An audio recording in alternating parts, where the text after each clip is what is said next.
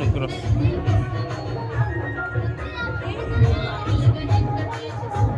మంట పోతేనే ఇద్దరు కరెక్ట్ ఉంటలేదు.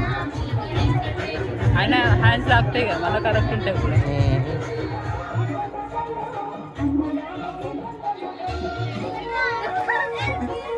అయిపోయిందా ఏమై